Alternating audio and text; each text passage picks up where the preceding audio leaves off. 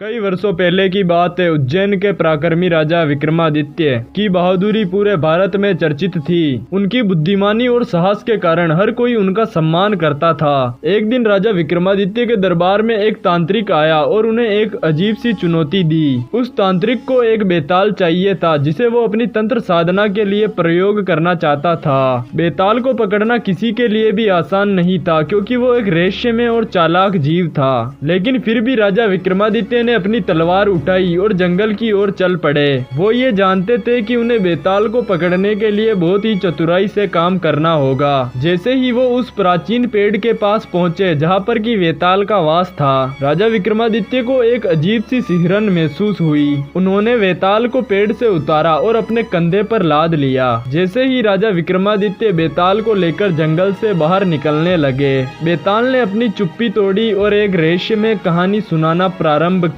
ये एक ऐसी कहानी थी जो राजा विक्रमादित्य के विवेक और बुद्धि की परीक्षा लेने वाली थी। सुनो राजन, एक बार की बात है। एक समय का राजकुमार अपनी प्रजा को बहुत ही ज्यादा प्रिय था। वो बहुत ही वीर और राजकुमार प्रिय थे। लेकिन एक दिन राजकुमार के ऊपर एक अपराध का आरोप लगा दिया गया।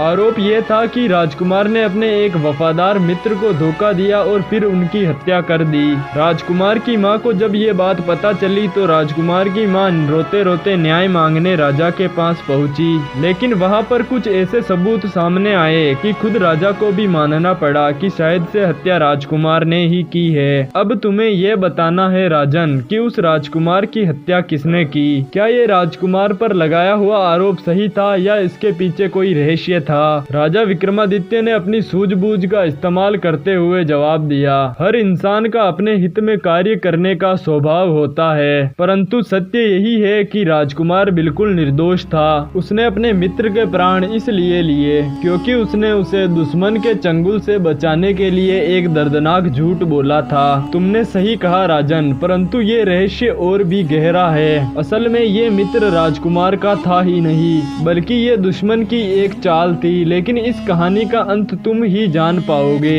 यदि तुम मेरे एक आखिरी सवाल का जवाब दे सको। बेताल ने राजा विक्रमादित्य को एक और नई कहानी सुनाई जिसमें एक राजा की मृत्यु के पीछे उसकी प्रिय रानी का हाथ बताया गया था।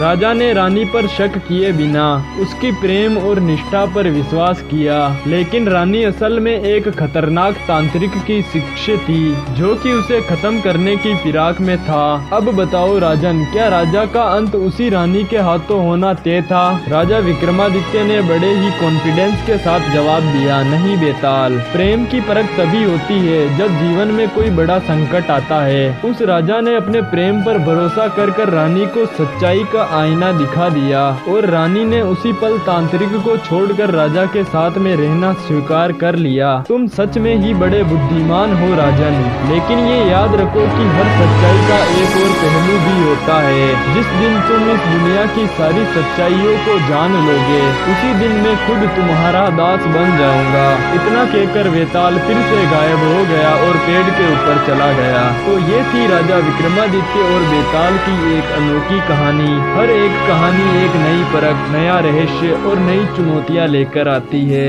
पर क्या विक्रमादित्य बेताल के सभी रहस्यों को जान पाएगा। क्या बेताल कभी राजा विक्रमादित्य का दास बन पाएगा। इसका उत्तर तो सिर्फ समय ही दे सकता है। इसीलिए हमारे चैनल को सब्सक्राइब करें और बेल नोटिफिकेशन को ऑल पर सेट करें और इस वीडियो पर एक प्यारा सा कमेंट करना ना भूले।